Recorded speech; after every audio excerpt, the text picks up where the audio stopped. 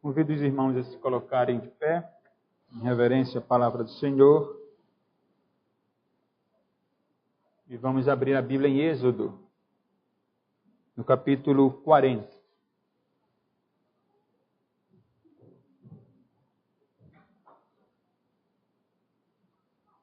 Livro do Êxodo, lerei o capítulo 40.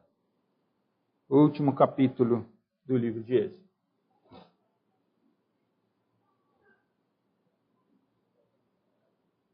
Êxodo 40, diz assim a palavra inspirada do Senhor. Depois disse o Senhor a Moisés: no primeiro dia do primeiro mês, levantarás o tabernáculo da tenda da congregação.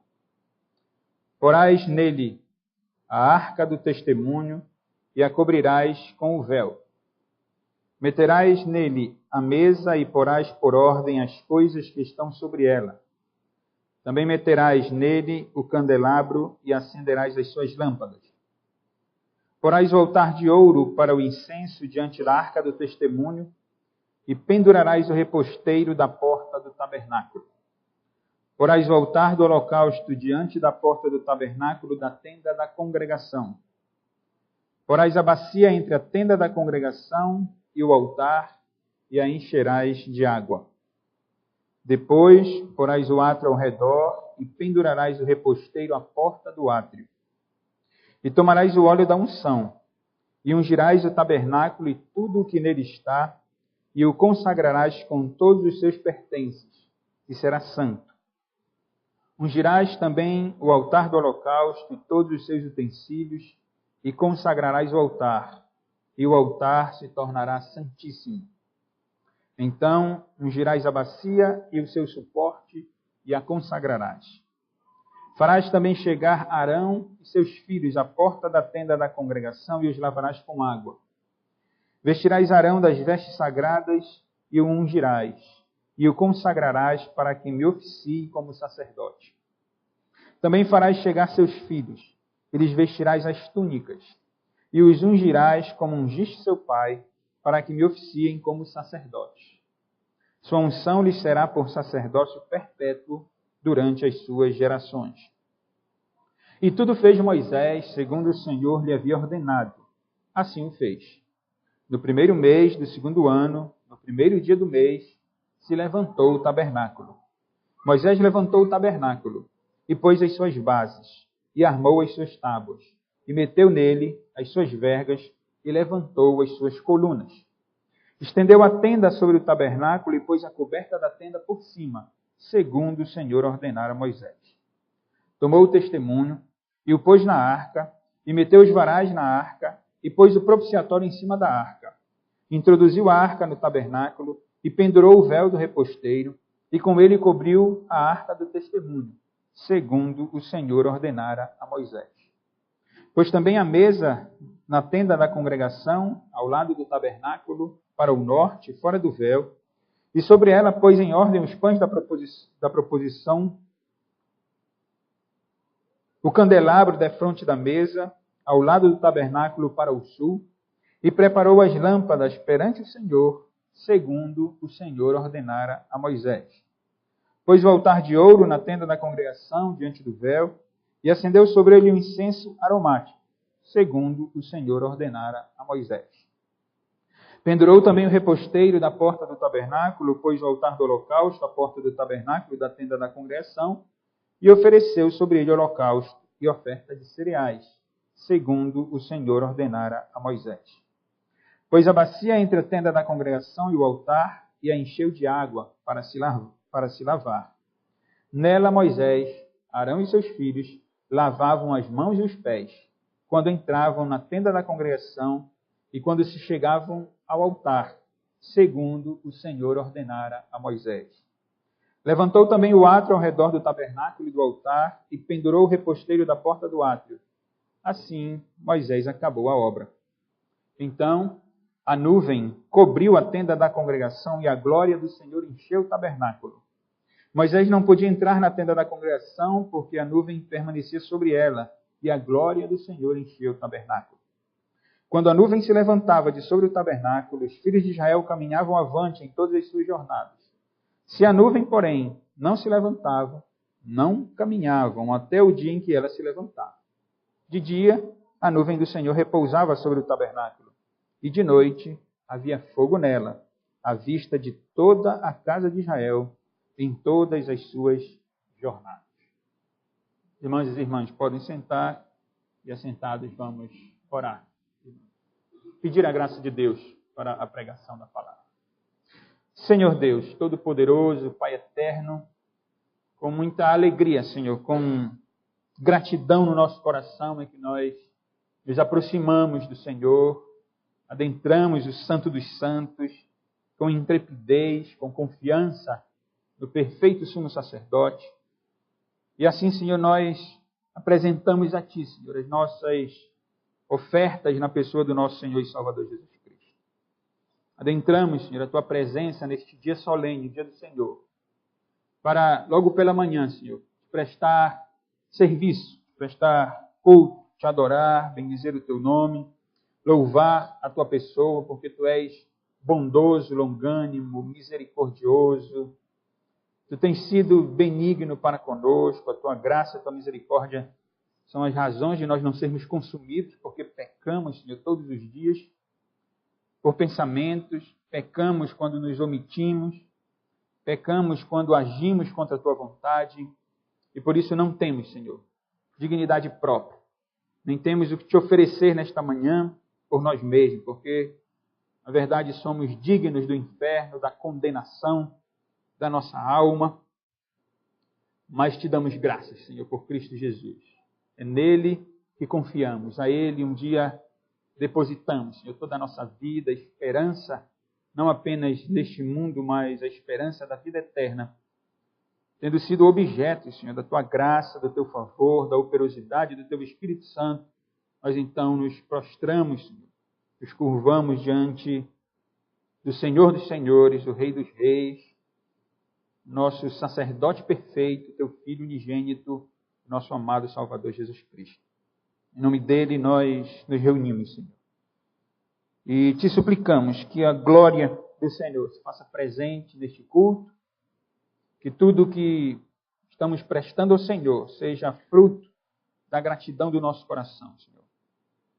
Que cantemos, que nos alegremos no Senhor com toda a nossa força, com toda a nossa alma, com todo o nosso entendimento, Senhor. Que não seja apenas mais um cumprimento de uma agenda eclesiástica, de uma agenda religiosa, mas que de fato a nossa alma e o nosso coração, Senhor, sejam desejosos de Te cultuar e agora nesse momento tão especial de atentar para o que o Senhor fala por meio da Tua palavra. Dá-nos da Tua graça, Senhor, me ajuda na minha fraqueza, Senhor, nas minhas debilidades como pregador. Que o Teu Espírito Santo, Senhor, tome a porção e aplique ao coração dos irmãos. Que os irmãos tenham a sua vida, Senhor, santificada pela Tua palavra. Que eles sejam confortados, que eles sejam confrontados, que eles sejam animados, Senhor, a permanecer nessa peregrinação, esperando a manifestação da glória final do nosso Senhor Jesus Cristo, que retornará em nuvem. E todo olho verá o nosso Senhor Moisés, o nosso Moisés, descendo e tomando o Teu povo de uma vez por todas para Ti, Senhor, para toda a eternidade. Abençoa, Senhor, as nossas vidas neste momento. Em nome de Jesus, é que eu Te oro. Amém. Irmãos, muitas vezes a nossa vida cristã, ou em alguns casos a nossa vida cristã começa de uma forma dramática e mesmo tendo seu início dramático, no caso de alguns, de uma coisa nós temos a certeza, de que o final dela, que na verdade é o início da eternidade com Cristo quando Ele retornar. Esse final será o início, né, da nova fase eterna. Esse final será, sem dúvida, de glória. Embora tenha tido seu início dramático, o final será de glória esplêndida, como ocorre aqui no livro de Êxodo. O livro de Êxodo começou de uma forma dramática e termina agora de uma forma gloriosa. E nós estamos então diante do último capítulo do livro de Êxodo, irmãos. Nós começamos a expor o livro de Êxodo em 2014. Eu tenho toda anotada lá no meu computador as datas. Em 2014 nós iniciamos o estudo de Êxodo, a exposição do livro de Êxodo. Então são 4 anos. Só que houve interrupções, né, porque sempre interrompemos na recepção de novos membros, interrompemos na conferência, reunião do presbitério. Então, tirando essas interrupções, dá um total mais ou menos de 2 anos e meio expondo o livro de Êxodo. E chegamos aqui ao final do livro, então, onde Moisés, inspirado pelo Espírito Santo, nos traz a conclusão do projeto de Deus revelado ao povo de Israel no que diz respeito à construção de um tabernáculo. Isso no sentido prático, no sentido material. Mas no sentido espiritual, Deus cumpre a promessa que ele havia feito a Abraão, de dar a Abraão uma semente numerosa, descendentes numerosos. Porque aqui Israel é uma grande nação, é um povo constituído por Deus. Tem as suas leis, tem o seu rei, tem a sua forma de cultuar esse rei. E Deus cumpre também a promessa realizada a Moisés no capítulo 3. Por isso pediu para ele que lesse o capítulo 3. Porque Deus chamou Moisés ainda naquela condição dramática, ali difícil de Israel no Egito. E Deus chamou Moisés no Monte Horebe, Monte Sinai, também, onde o povo está recebendo a lei, aqui em Êxodo capítulo 40. E Deus havia dito a Moisés que o sinal seria esse, dado a Moisés. Este é o sinal, no versículo 2, que eu disse a Moisés. Este é o sinal de que eu vou estar contigo e com o povo. O povo me servirá neste monte. Então Deus está levando a bom termo todo o projeto dele. E aqui no capítulo 40, irmãos, Moisés nos traz primeiro a ordem do Senhor. Nossa versão, ao meio da revista atualizada, já traz o texto dividido para a gente. Isso é bom. Os irmãos podem acompanhar de forma muito mais fácil, muito mais simples. Então nós temos aqui nos 15 primeiros versos a ordem do Senhor dada a Moisés. Depois do verso 16 até o verso 33, a obediência por parte de Moisés, que nos chama a atenção. É como um coro aqui, segundo o Senhor ordenar a Moisés, segundo o Senhor ordenar a Moisés. Então temos a obediência de Moisés. E finalmente, nos versos 34 a 38, nós encontramos a manifestação da glória do Senhor naquele tabernáculo, naquele templo móvel. E nós vamos considerar esses versos, irmão, de forma simples, sobre o tema tudo pronto. Está tudo pronto. E depois eu vou aplicar 3 lições aos irmãos, uma lição talvez mais pontual aqui no capítulo, uma lição depois mais geral do livro, para nós relembrarmos o que nós aprendemos no livro, quais lições nós podemos tirar para a vida cristã, olhando para o livro todo, claro que muito rapidamente, e depois uma aplicação mais teológica, mais geral no que diz respeito à nossa vida mesmo cristã. Então, observem comigo, permaneçam com a Bíblia aberta, e observem como o Senhor novamente fala a Moisés. No versículo 1 nós lemos depois, isto é, depois que o Senhor havia chamado o povo para contribuir com as ofertas, e nós vimos nos últimos domingos que muitos dentre o povo obedeceram o mandato do Senhor, levaram ofertas, levaram tantas ofertas, que Moisés chegou a dizer, olha, parem de trazer ofertas, porque havia muito mais do que era necessário. Deus derramou do seu Espírito e concedeu o seu Espírito àqueles homens, a Bezalel, a Oliabe e a todos os seus auxiliares, para que tivessem a capacidade espiritual, a habilidade da parte do Senhor para construir esse tamanho projeto, embora simples, uma tenda de tábuas e cortinas, se comparado com os prédios da nossa época, embora simples, mas tão grande obra. E agora, depois disso, então o Senhor chama Moisés novamente e fala com Moisés. E ordena a Moisés que ele levante o tabernáculo. Isto é, que ele inaugure o templo, seria, não é? No nosso contexto, seria a inauguração do templo. Claro que aqui um templo móvel. Não ainda o templo de Salomão, que seria erigido depois, mas um templo móvel, o tabernáculo do Senhor. E Deus diz no primeiro dia do primeiro mês do calendário judaico, né, o primeiro dia do primeiro mês seria o nosso primeiro dia do ano. Né? Não estou dizendo equivalente, mas o primeiro dia do ano do calendário judaico seria então que Moisés prepararia e levantaria ou inauguraria aquele templo móvel, o tabernáculo onde o Senhor se faria presente ali de forma condescendente ao povo de Israel.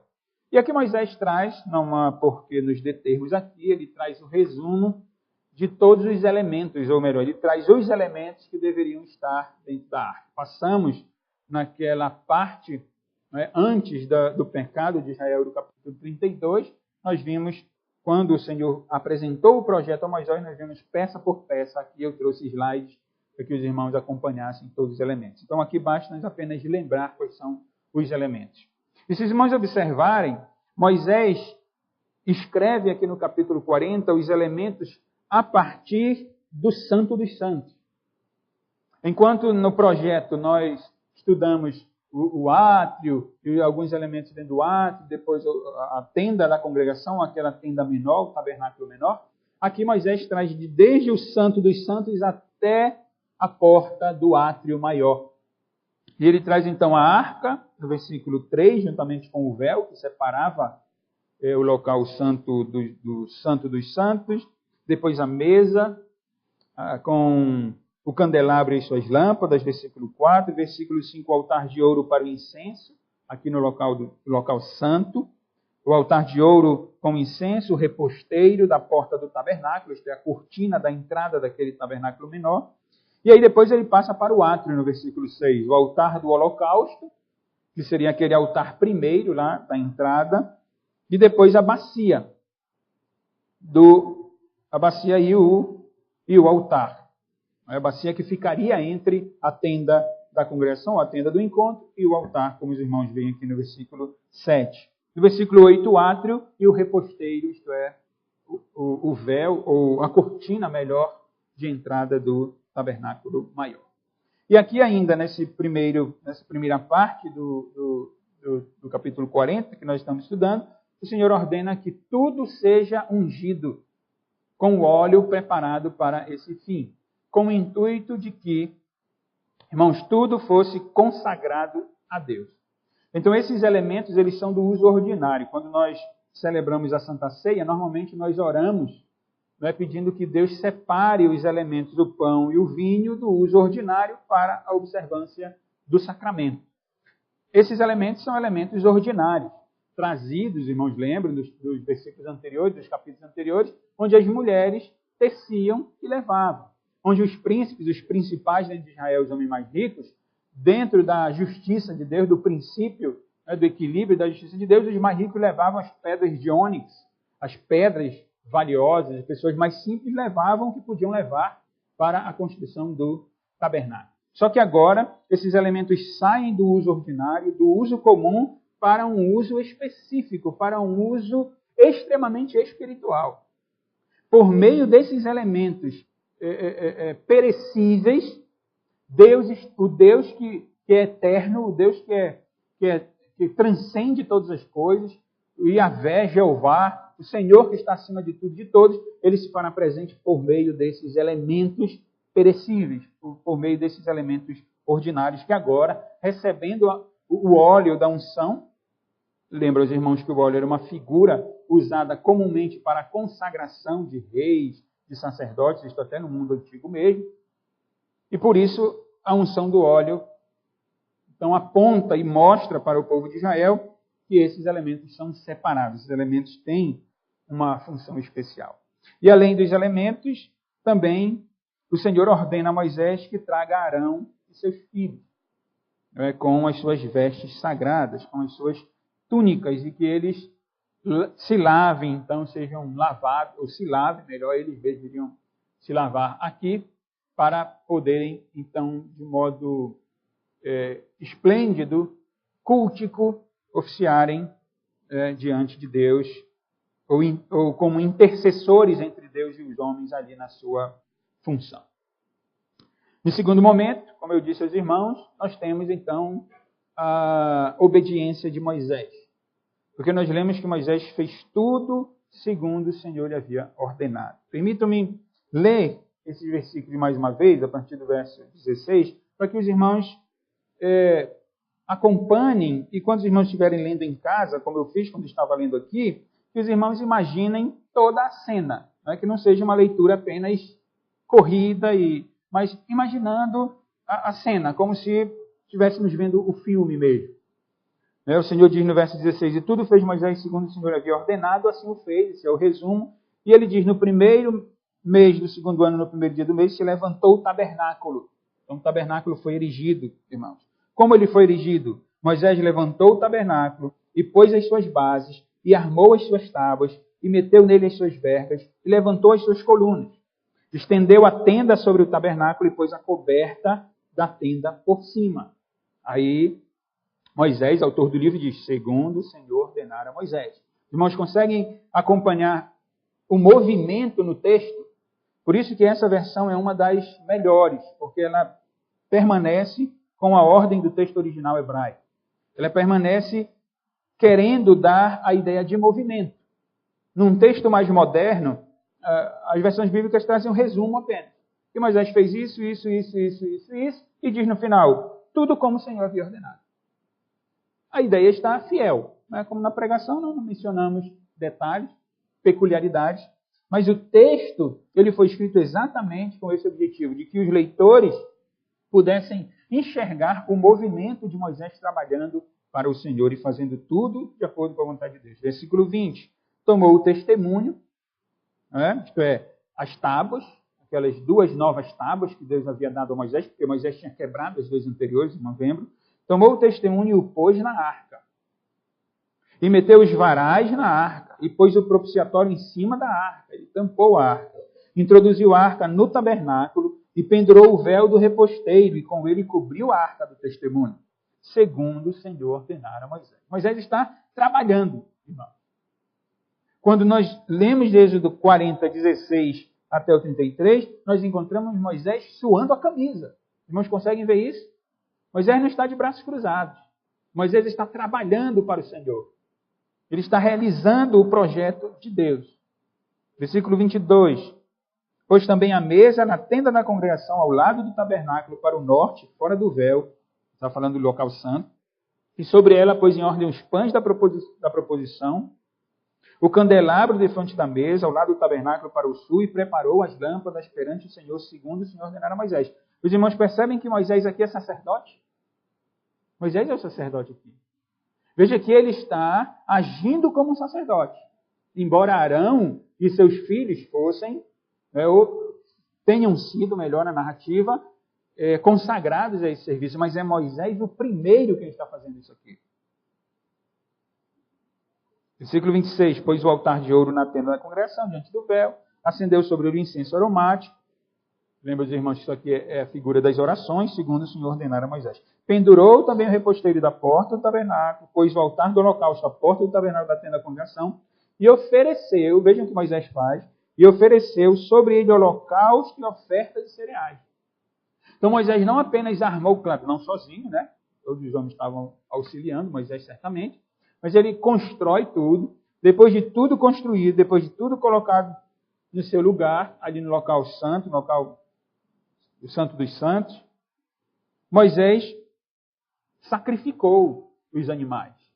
Os holocaustos, lembro aos irmãos que o holocausto é a queima total, nós estudamos isso já, é a entrega total da vida a Deus. E Moisés, então, sacrificou o holocausto, ofereceu um holocausto e as ofertas de cereais, segundo o Senhor ordenara a Moisés. Continuando. Pôs a bacia entre a tenda da congregação e o altar, encheu de água para se lavar, então, e nela ele, Moisés, Arão e seus filhos lavavam as mãos e os pés. As mãos para o serviço ao Senhor e os pés para a caminhada. na presença do Senhor, quando entravam na tenda da congregação e quando chegavam ao altar, segundo o Senhor ordenara a Moisés. Levantou também o átrio ao redor do tabernáculo do altar e pendurou o riposteiro à porta do átrio. Assim Moisés acabou a obra. Nós conseguiram acompanhar o movimento do texto, quando Moisés vai fazendo, vai trabalhando, vai falando. E me chama a atenção, irmãos, a obediência de Moisés. Quando nós encontramos um homem, sobretudo no Antigo Testamento, sendo apresentado por Deus como alguém obediente a Deus, todos eles são pecadores, sem dúvida nenhuma. Mas Davi, por exemplo, ele é um homem, diz o texto, segundo o coração de Deus. E sempre que nós encontramos um homem como Davi, ou como Moisés, trabalhando para o Senhor, fazendo aquilo que era de acordo com a vontade de Deus, nós temos sim, irmãos, debaixo da dependência do Espírito Santo, lembrar do único que é perfeito, do único que trabalha, que trabalhou e trabalha, realizando a vontade de Deus, que é o nosso Senhor e Salvador Jesus Cristo. O que na teologia nós chamamos de tipologia. É tipo, é figura, ou é sombra, ou aponta para aquilo que é verdadeiro. Porque Moisés se lava juntamente com Arão e seus filhos? Porque ele também tem pecados. Porque ele também precisa se lavar. Ele precisa do lavar regenerador do Espírito Santo na vida dele. Como Bezalel, Aholiabe, todos os homens que receberam o Espírito de Deus, todos, sem exceção, precisam do Espírito Santo de Deus para trabalhar para o Senhor. E eles apontam para o Cristo, que quando encarna, ele recebe a água, não porque tinha pecado. Ele é submetido ao batismo de João para que se cumprisse toda a lei, ele explica isso. Ele recebe a terceira pessoa da Trindade Santa no seu batismo. Os homens veem o Espírito de Deus em forma de pomba descendo sobre Cristo. Não que ele, como Moisés ou como nós, necessitasse do Espírito Santo, mas que o Senhor tinha o objetivo naquele momento de mostrar que aquele era o Filho de fato que fazia a vontade dele perfeita, que dava prazer ao seu coração, como ele disse, este é o meu Filho que me dá muito prazer, em quem eu me realizo, em quem eu sinto alegria e que faz a minha vontade de forma perfeita. E o Espírito Santo, então, também ratificou o seu ministério, como aquele que é santo, de fato, o Senhor Jesus Cristo. Então, quando nós lemos Moisés trabalhando, mãos de Moisés suando a camisa e fazendo tudo para que aconteça de conformidade com a vontade do Senhor, isso nos deve conduzir à pessoa de Cristo, que veio, se submeteu a Deus de forma perfeita, de forma plena, foi tentado em todas as coisas da Escritura, mas não pecou. Esse é o sumo sacerdote perfeito. Depois eu vou ler alguns textos de Hebreus, que nós lemos durante a exposição do livro de Êxodo, sobretudo na construção do tabernáculo. E é esse o nosso Moisés. Então, quando nós lemos esse texto, nós encontramos o Cristo aqui presente. Moisés que aponta para o Cristo. E que nos dá, então, o livre acesso à ousadia, à intrepidez, à graça de participarmos desse projeto de Deus, eu já mencionei em domingos anteriores, que é a construção desse tabernáculo espiritual, onde Deus se faz presente, que é a sua igreja. E aqui, depois que Moisés obedece, sim, porque é só depois da obediência que a glória vem. Deus não pode manifestar a sua glória onde há pecado. Deus não manifesta a sua presença poderosa onde há desobediência. Deus não manifesta a sua glória assim. É verdade que quando ele alcança um perdido pecador, quando ele alcança um homem ou uma mulher morto ou morta, ou nos seus pecados, ou enlamaçados pelo pecado, é verdade que de forma muito condescendente, assim como o Cristo glorioso veio em carne, tocava no leproso,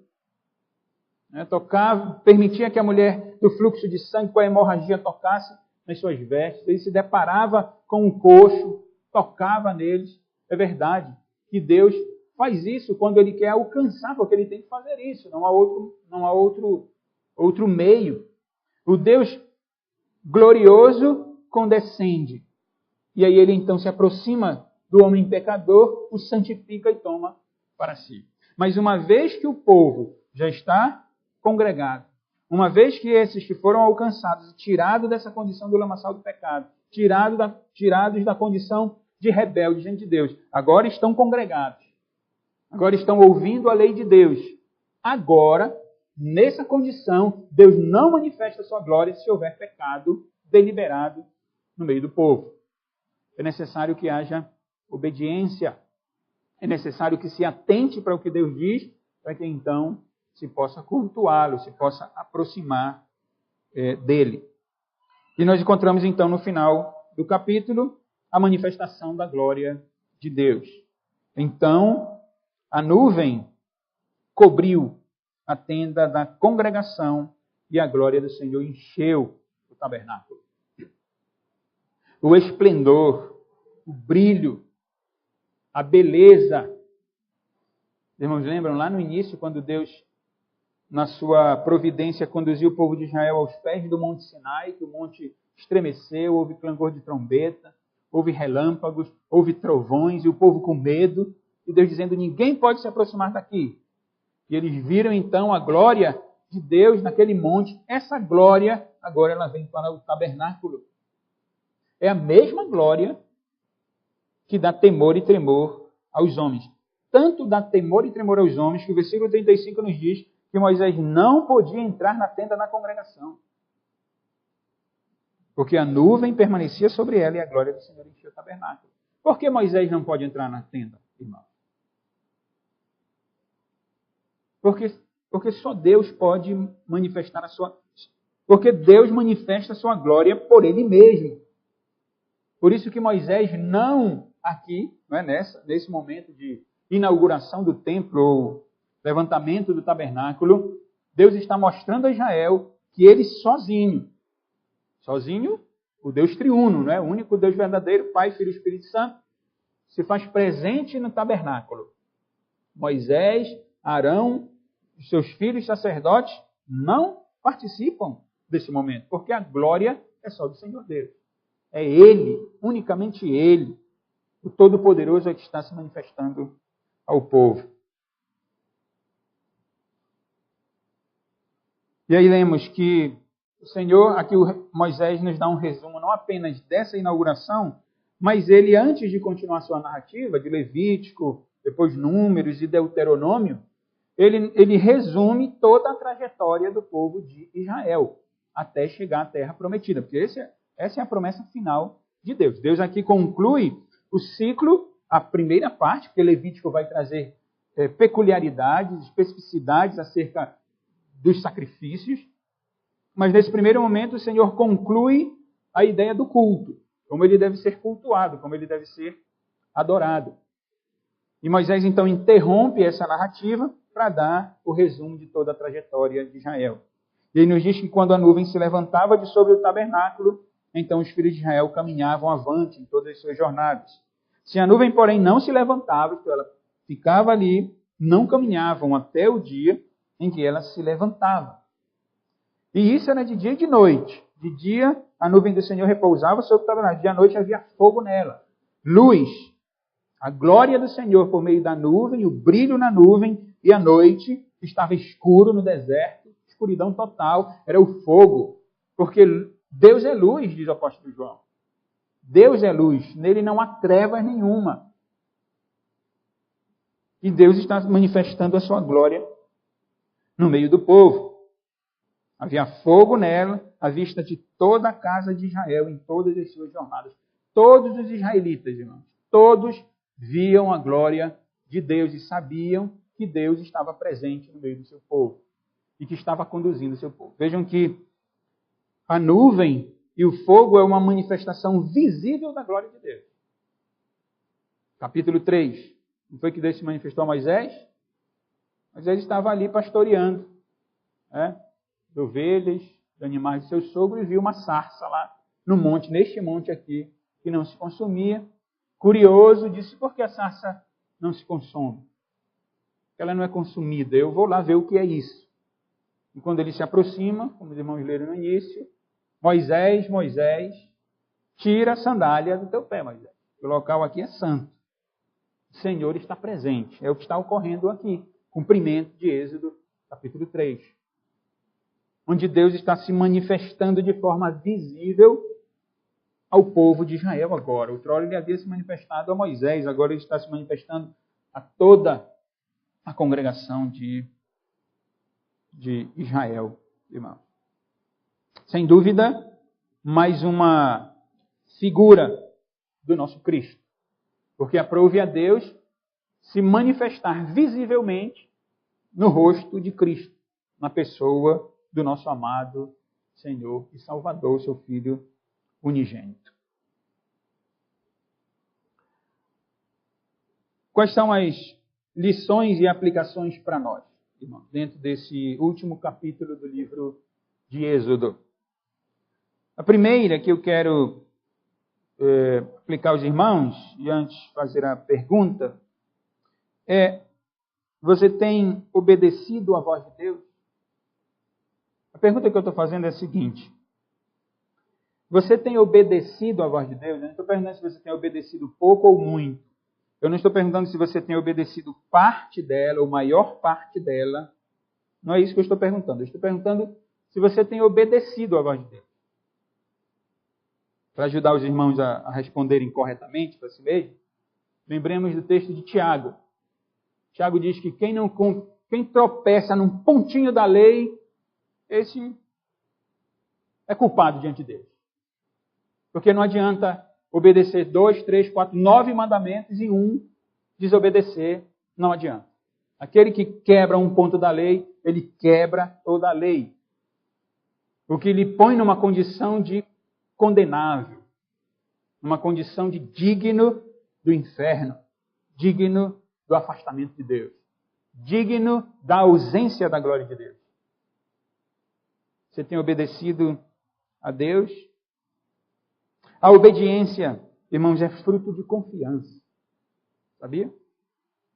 Obediência é fruto da confiança. Quando o filho desobedece o pai, claro, fruto do pecado, mas em termos práticos, ele não está confiando no pai. Por que nós pecamos diariamente?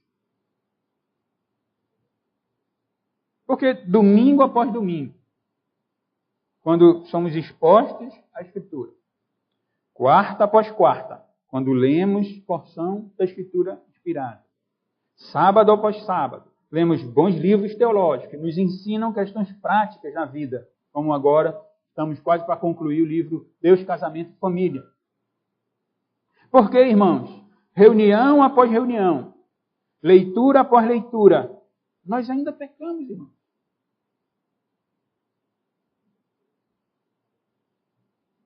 Porque como os discípulos de Cristo, nós somos homens, seres humanos de pouca fé. Falta-nos confiança, então. Todos nós conhecemos a narrativa, onde Jesus pega um barquinho e põe seus discípulos no barquinho, e vão andando e de repente vem uma tempestade. E o texto diz que Jesus estava dormindo ali com seu travesseiro, né? Na popa do barco. E o que aconteceu com os discípulos? Irmãos, lembram? E agitados, e batendo de um lado para o outro. E com medo. E acordaram, mestre, salva-nos, mestre. Estamos a perecer. Jesus era Deus e homem, ele acordava como qualquer um, né? Acordou, abriu o olho, disse: homens de pouca fé, por que vocês estão com medo? Acalma-te, mar. Calma-te, tempestade. Nós não temos a confiança que nós precisamos ter. Muitas vezes nós agimos como incrédulos diante de Deus. E isso nos traz a desobediência. E nós desobedecemos ao nosso Deus. E por isso Deus continua, e essa é a lição, né? O Senhor permanece dando as suas ordens à igreja. Aqui, em Êxodo 40, foi Moisés, no primeiro dia, no primeiro mês do primeiro ano, levanta o tabernáculo, faz isso, faz aquilo. Essa foi a ordem. Para nós, trazendo para nós, Deus continua nos dando as suas ordens. E permanece nos dando as suas ordens. Por meio da Escritura Sagrada. por meio da Bíblia inspirada pelo Espírito do Senhor Deus. E observem ainda, irmãos, dentro dessa aplicação, que o realizar algo para Deus, pregar, por exemplo, como pastor, supervisionar a igreja como presbítero, por exemplo, ou tomar conta do culto e das questões para a ordem do culto, os diáconos, por exemplo, ou em casa ensinar os filhos, papais e mamães, se esforçam para ensinar a Escritura aos seus filhos. No emprego, quando dão bom testemunho, quando dizem, não, eu não vou assinar tal documento, porque vai contra a minha fé, e eu quero permanecer fiel diante de Deus. Observem, irmãos, que realizar algo para Deus não é suficiente para que sejamos aceitos diante dele. Não é suficiente. Se engana aquele que diz, não, eu estou bem diante de Deus porque eu tenho cumprido com a minha agenda. Eu tenho sido muito responsável, eu tenho trabalhado para o Senhor na vocação que Ele me dá. E por isso eu sou aceito diante de Deus. Isso é ilusão, irmão. Isso beira a religiosidade fria. Isso beira o farisaísmo. Isso beira a cegueira espiritual. É necessário muito mais do que realizar algo para o Senhor. Isso nos conduz a quê, irmãos? A compreensão de que, e aí eu faço a pergunta de novo, você consegue ver a necessidade que você tem de Jesus Cristo?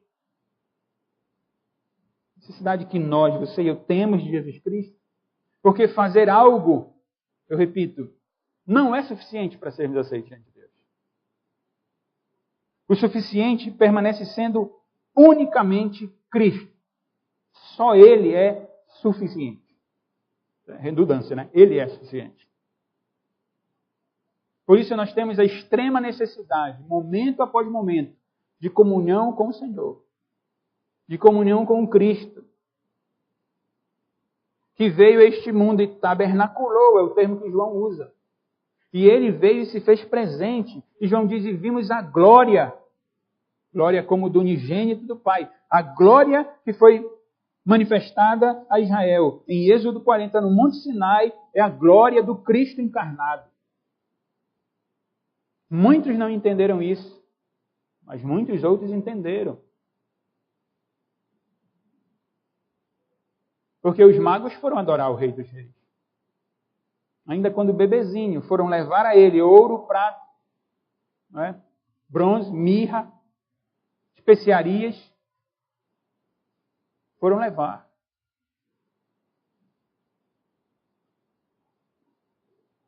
E nós precisamos, irmão, reconhecer o nosso Cristo dia a dia, momento após momento. Porque se estivermos em comunhão com Ele e desejarmos realizar o trabalho dele nele, confiados nele, no seu sacrifício, em obediência àquilo que ele ensina na Escritura, e a Escritura é toda, Gênesis e Apocalipse, escrita pelo Espírito de Cristo. Se nós depositarmos nele a nossa esperança, a nossa confiança e realizarmos as nossas responsabilidades nele, confiando unicamente nele, aí somos aceitos por Deus. Aí a glória de Deus se manifesta na nossa vida. Por quê, irmãos? Porque é necessário que alguém obedeça a Deus para que possamos nos aproximar dele. Por isso eu disse, a glória de Deus se manifesta por meio da obediência. E não busca obediência em você. Não busca obediência em você. Se você buscar obediência olhando para o seu coração e querendo botar o certinho em cada coisa da vida, você vai se enganar. Você vai se enganar. Não faça isso. Queira agradar a Deus de forma sincera em Cristo, sabendo que todo o mais, onde ainda Deus não colocou o seu dedo, eu estou falando de pecados particulares que nós temos, saiba que isso pode lançar você para o inferno. Se você não se confiar a Cristo, para que a glória de Deus se manifeste na sua vida. Eu dizia, é necessário que alguém obedeça a Deus. E quem obedeceu a Deus, irmão? Senão unicamente Cristo. Jesus fez isso por nós. Por isso que o autor aos Hebreus, e eu convido os irmãos a irem a Hebreus, capítulo 7, só para acompanharem o raciocínio. Por isso o autor aos Hebreus nos fala tanto do sacerdócio de Cristo. Por isso ele usa tanta linguagem do Antigo Testamento. Para nós entendermos, irmãos, que tudo que nós estamos estudando em Êxodo, estudamos em Gênesis, estudamos agora em Êxodo, tudo é relevante, nada é irrelevante para a nossa vida cristã. Porém, tudo aponta para o Cristo. Tudo nos deve conduzir ao Senhor. Hebreus capítulo 7, versículo 22. Eu vou ler alguns versículos apenas, aqui em Hebreus. Verso 22 nós lemos, por isso mesmo, Jesus se tem tornado fiador de superior aliança. O fiador aqui, talvez, fiador não sabe o que é, aquele que dá a garantia, não é? Ou um patrocinador, talvez. Aqui o autor dos Hebreus contrasta a antiga aliança com a nova aliança, Moisés com Cristo, Arão com Cristo, seus filhos sacerdotes com Cristo. Ele diz, por isso mesmo Jesus se tem tornado fiador de superior aliança. Nós já mencionamos essa realidade também. Segundo aos Coríntios 3, Paulo deixa bem claro que a aliança, a nova aliança, é superior à antiga aliança. Verso 26 ainda de Hebreus 7. Com efeito, nos convinha um sumo sacerdote como este, santo, inculpável, sem mácula, separado dos pecadores e feito mais alto do que os céus. Porque nem Arão, nem Moisés, nem os seus filhos de Arão, tinham esses atributos. Eles estavam junto com os pecadores, mas o Cristo, aqui no verso 26 de Hebreus 7, separado dos pecadores, feito mais alto do que os céus, que não tem necessidade, como os sumos sacerdotes, de oferecer todos os dias sacrifícios, primeiro por seus próprios pecados, depois pelos do povo, porque fez isto uma vez por todas, quando a si mesmo se ofereceu.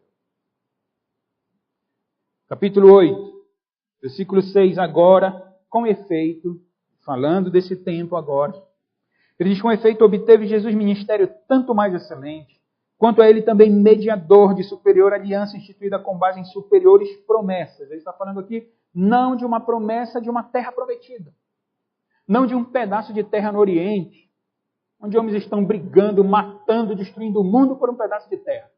Não foi essa a promessa que Deus deu a sua igreja. Ali na antiga dispensação, sim. Não é? Mas ele diz, mediador de superior aliança, instituída com base em superiores promessas, porque se aquela primeira aliança tivesse sido sem defeito, ele está falando do Antigo Testamento, de maneira alguma estaria sendo buscado lugar para uma segunda. Capítulo 9. Ora, versículo 1, a primeira aliança também tinha preceitos de serviço sagrado e o seu santuário terrestre. Ele está falando do templo de Salomão e ele está falando do tabernáculo, porque o templo é um avanço, por assim dizer, do tabernáculo móvel. Ele diz, a primeira aliança também tinha preceito de serviço sagrado e seu santuário terrestre. Com efeito, foi preparado o tabernáculo, irmão. Olha como ele cita o que nós lemos, estudamos em Êxodo. Com efeito, foi preparado o tabernáculo, cuja parte anterior, onde estavam o candeeiro e a mesa, a exposição dos pães, se chama o santo lugar. Por trás do segundo véu se encontrava o tabernáculo, que se chama o Santo dos Santos, ao qual pertencia um altar de ouro para o incenso e a arca da aliança, totalmente coberto de ouro. Aí ele fala aqui da história de Israel, na qual estava uma urna de ouro contendo o maná, o bordão de Arão que floresceu e as tábuas da aliança. E sobre ela os querubins de glória que com a sua sombra cobriam o propiciatório. Aí depois ele fala do serviço sacerdotal, mas vejam o versículo 9. É isto, diz o autor dos Hebreus, uma parábola. É isto uma comparação, uma figura, uma narrativa fictícia. Essa é a ideia no original. É isto uma parábola. Isto o quê? O tabernáculo, o serviço sacerdotal. Lá antigamente, em Êxodo 40, que nós estamos vendo, é isto uma parábola para a época presente, para a nossa época. E segundo esta, se oferecem tantos dons como sacrifícios, embora estes, no tocante à consciência, sejam ineficazes para aperfeiçoar aquele que presta culto. Ele está falando ainda da antiga aliança, os quais não passam de ordenanças da carne, baseadas somente em comidas e bebidas e diversas abluções impostas até o tempo oportuno de reforma. Reforma é uma palavra que a gente gosta, né? Reforma. Porque somos herdeiros dos reformadores do século XVI. E o Hebreus era reformado, né? O autor dos Hebreus era reformado. Ele diz que era necessário um tempo de reforma da religião do Antigo Testamento. Verso 11 ele continua. Quando, porém, estava falando que tudo é transitório, que tudo era ordenança da carne. Quando, porém, veio Cristo, como sumo sacerdote dos bens já realizados, mediante o maior e mais perfeito tabernáculo, ele mesmo, não feito por mãos, quer dizer, não desta criação, não por meio de sangue de bodes e de bezerros, mas pelo seu próprio sangue, entrou no Santo dos Santos, uma vez por todas, tendo obtido eterna redenção. Aí quando nós lemos Hebreus, né, irmãos, ainda mais adiante, no capítulo da fé, ele cita Moisés como um homem que creu em Cristo. Abraão como um homem que creu em Cristo. Davi como um homem que creu em Cristo. Raabe como uma mulher que creu em Cristo. Todos aqueles do Antigo Testamento não olhavam para as suas obras. Eles se esforçavam para fazer o máximo que eles podiam. Em obediência a Deus, mas eles confiavam naquele que tinha feito a promessa. Que era uma promessa cumprida plenamente. Um povo para Deus. Deus para este povo. Fazendo presente e a glória do Senhor sendo manifestada. Então eu já apliquei uma questão mais pontual, obediência a Deus, a pessoa de Cristo, foi para a segunda, era bem mais teológica e ampla, contando essa realidade da natureza das duas alianças, uma inferior, a outra superior, na qual nós estamos inseridos. E para findar, irmãos, só para um resumo daquilo que nós estudamos em Êxodo, que lições nós tiramos do livro de Êxodo, irmãos, para a nossa vida cristã? Eu tenho me esforçado e dito aos irmãos quase todo domingo para não lerem o Antigo Testamento, para não terem o Antigo Testamento como uma parte obsoleta, como uma parte que não tem mais sentido para nós muito não. A gente lê porque está aí, mas que observem os princípios espirituais que continuam para a nossa era, embora estejamos inseridos numa aliança perfeita, superior àquela aliança. Mas para lembrar os irmãos, vejam que lições nós tiramos do livro de Êxodo. A primeira lição que nós tiramos do livro de Êxodo é que há uma escravidão, mas há uma libertação. Capítulos 1 a 12. O povo estava escravo, coitado. Nós não sabemos o que é isso. Quando nós começamos a estudar Êxodo, eu disse aos irmãos, o povo, ali no início de Êxodo, não tem liberdade nenhuma. Não é só liberdade política, não. Liberdade civil, não. Eles não têm liberdade religiosa no início do livro. Eles estavam sob o jugo de Faraó. Eles trabalhavam, carregando coisa pesada, e não tinham um tempinho para pegar a Bíblia, nem no ônibus pegar um aplicativo. Deixa eu ler rapidinho aqui. João, o pastor vai pregar domingo. Ele não tinha esse tempo, não, irmão. Estavam sob escravidão pesada. Se Deus não atuasse para tirá-los dali por intermédio de Moisés, eles jamais iriam seguir a Deus. E essa é uma lição para nós. Essa é uma lição da vida espiritual. Quando nós não conhecemos a Deus, nós somos escravos. E nós não temos tempo para Deus. Nós não temos prazer em Deus. E é necessário então que Deus, por intermédio do Moisés perfeito, vá até nós e nos tire para si. E é o que Deus fez conosco, é o que Deus vai continuar fazendo até a volta de Cristo. Alcançando os seus eleitos por meio de Cristo, trazendo para si escravidão versus libertação. A segunda lição que nós aprendemos é que Deus dirige o seu povo, capítulos 13 a 18. Quando Deus tirou Israel do Egito, o tirou e fez o quê? Agora vocês vão caminhar. Agora vocês têm uma trajetória. Eu fiz uma promessa. Deus havia instituído já a Páscoa. Tinha ensinado a eles que era pelo sangue do Cordeiro que eles eram propriedade, mas eles têm que caminhar agora. E não podem ficar sozinhos, porque se ficarem sozinhos, assim como você e eu, Se eu ficar sozinho no meu dia a dia, irmão, se Deus não estiver comigo, coitado de mim. É o inferno na serra. É o inferno na serra. E nós temos aqui então em Êxodo a direção divina, Deus conduzindo o seu povo. E essa é uma lição para nós. Deus conduz o seu povo na pessoa de Cristo. Deus conduz o seu povo nesse sentido coletivo mesmo. A igreja é de Cristo. Mas para animar um pouco mais os irmãos e encorajar, Deus dirige cada israelita, cada judeu, cada cristão. Deus dirige no seu dia a dia. Por isso, ore a Deus, peça a Deus direção, não faça nada errado. Busque a graça de Deus, iluminação da parte do Espírito Santo. Errar, nós vamos errar. Mas que Deus nos livre de erros que nos tragam consequências bastante desastrosas. Mas é necessária a direção divina, porque se Deus não for à frente, se Deus não nos conduzir, nós não chegaremos a lugar nenhum, em todos os sentidos da vida. Outra lição que tiramos de Êxodo, irmãos, é a lei de Deus. Capítulo 19 a 24. Depois que Deus libertou, dirigiu, fiquem aí ao pé do Monte Sinai. Tomem a minha lei agora. Está aqui. É isso que vocês têm que fazer. É assim que vocês têm que andar.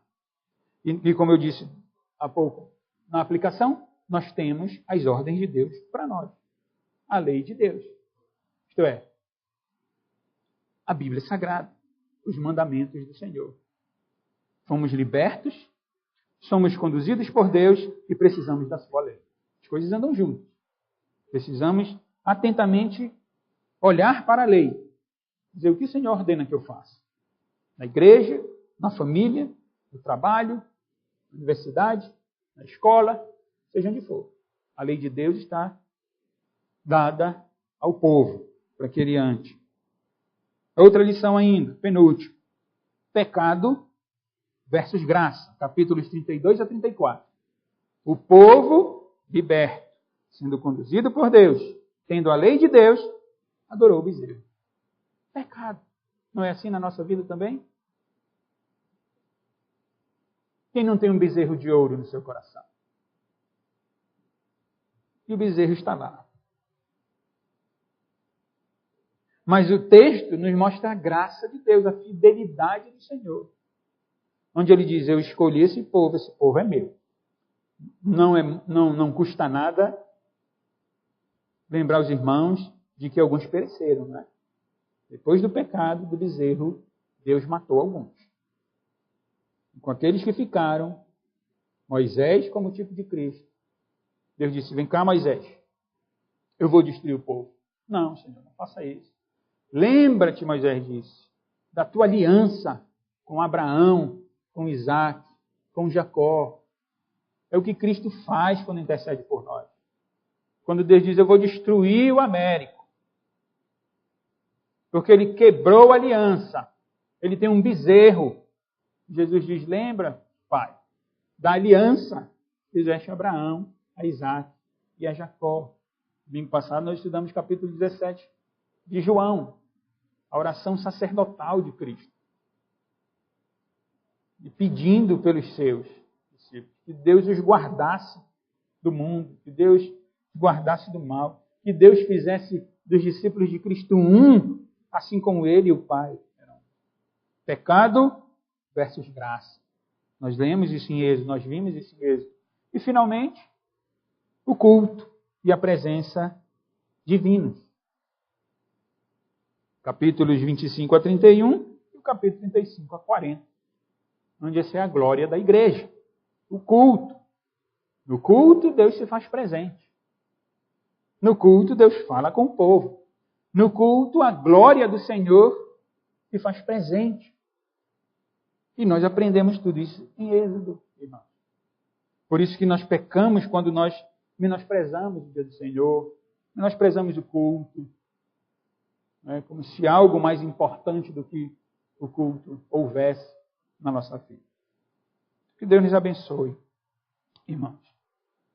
Hoje nós concluímos Êxodo, domingo que vem nós vamos iniciar, vou dar outros avisos para os irmãos no domingo que vem, mostrar a agenda do fim de ano, daqui até dezembro, se Deus permitir, onde a partir do domingo que vem Nós, como temos feito, interromperemos a exposição do Antigo Testamento pela manhã e vamos começar o momento de recepção de novos membros. Domingo eu explico melhor aos irmãos. Diferente dos outros anos, que nós trazíamos sempre aqueles estudos bem específicos, mas os mesmos temas praticamente durante os anos, esse ano nós vamos fazer diferente. Nós estaremos, aproveito já para avisar aqueles que têm o desejo de serem recebidos como novos membros na nossa igreja, nós vamos ter a classe, uma classe aos sábados, 5h30 da tarde, até as 6h30, para esses irmãos que querem ser recebidos como novos membros. Vamos estar tratando de alguns assuntos do documento de fé, o objetivo é mostrar o documento de fé a esses irmãos. E também estaremos tratando de alguns assuntos daqui do púlpito. Então serão 2 momentos. Alguns assuntos, o conselho, nós como conselho, pensamos que seria mais interessante apresentar a igreja também. Relembrar a igreja de alguns assuntos. No domingo que vem pela manhã, vou estar iniciando esses estudos, né, nos nossos documentos de fé. Confissão de fé de Westminster, Catecismo Maior, breve Catecismo de Westminster. Então vai haver esse momento do púlpito, no domingo pela manhã, reunião que nós temos, estarei apresentando, e aos sábados, começando no dia 1º de setembro, aos sábados à tarde, aqueles irmãos que querem ser recebidos como novos membros, eles também deverão participar dessa aula, onde continuaremos com os assuntos do documento de fé. Tá bom, irmão? Só para adiantar os irmãos o que ocorrerá daqui adiante. Então, domingo que vem, se Deus permitir, vamos começar e eu explico melhor a agenda para os irmãos, o calendário dos irmãos da igreja para a recepção de novos membros. Depois da recepção de novos membros, vou tratar de alguns outros assuntos com os irmãos, assuntos necessários para a nossa igreja, obviamente, né, teológicos. Inclusive, vai haver uma apresentação de um livro cristão bastante conhecido de muitos dos nossos irmãos, que é O Peregrino de John Bunyan. O objetivo vai ser analisar, observar o princípio da peregrinação no livro de John Bunyan, na nossa trajetória, né, como cristãos. Então, sempre vai agregar a nossa vida. Se não tiverem o livro, já leram, leem de novo. Mas, enfim, eu vou explicar melhor domingo que vem. Tá bom? Então, que Deus nos abençoe. Eu espero que os irmãos tenham tido o coração alegre ao estudar Êxodo. Né? Eu sei que é difícil. Como os irmãos também acham a leitura difícil, cansativa. E, para sermos sinceros, para não pecarmos diante de Deus, até enjoado muitas vezes. Mas não é que o texto é enjoado, não. É o que o coração é pecaminoso e preguiçoso mesmo. Mas que Deus nos ajude para nós, dia a dia, lermos a Escritura, não é, observando os princípios que temos aprendido, para que cresçamos, nós como igreja. Bom, Deus nos abençoe. Vamos ficar de pé? Eu vou pedir ao presbítero Zoínio escolha um hino, um cântico. Nós vamos louvar ao Senhor, depois de encerrar a nossa reunião orando.